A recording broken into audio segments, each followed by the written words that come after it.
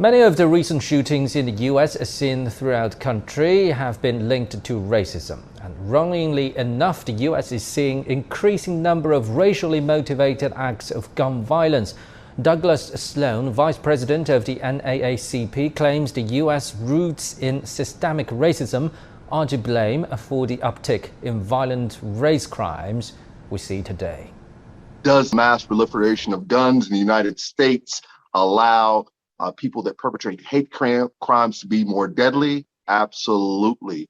It also allows people that have mental and psychological issues to be more deadly. So, it goes both ways, and again comes back to the same problem that this country has. If you have unfettered access to weapons of mass destruction and weapons of war, then when you go out to perpetrate violence against people or a particular community, you will be that much more efficient and that much more effective at perpetrating that violence. And of course, you will be that much more deadly. Trump was very, very negative towards Asians in particular.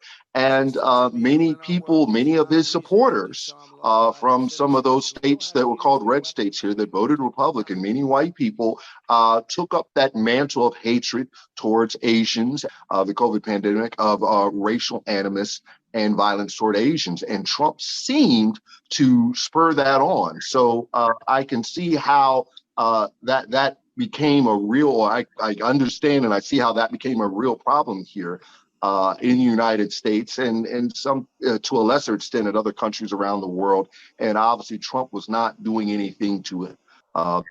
Thankfully, he is no longer our president, and hopefully we can move away from that.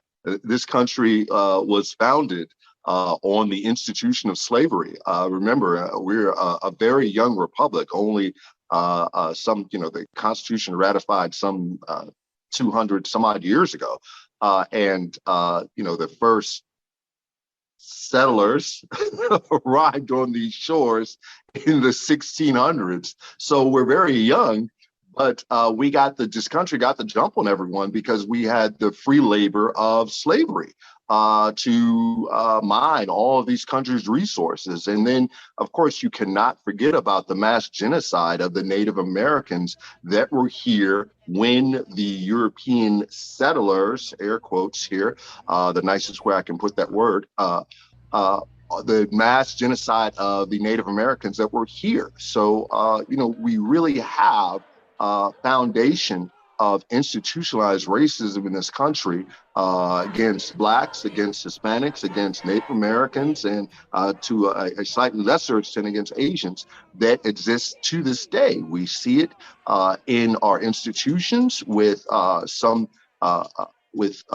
criminal justice system, how it treats Blacks and Hispanics and other minorities differently than it treats whites. We see it in our educational system with different outcomes for white children in comparison with Black and Hispanic children. We see it within our real estate system with redlining of certain neighborhoods that are only supposed to be for white people. So we see institutionalized and systemic racism in this country to this day.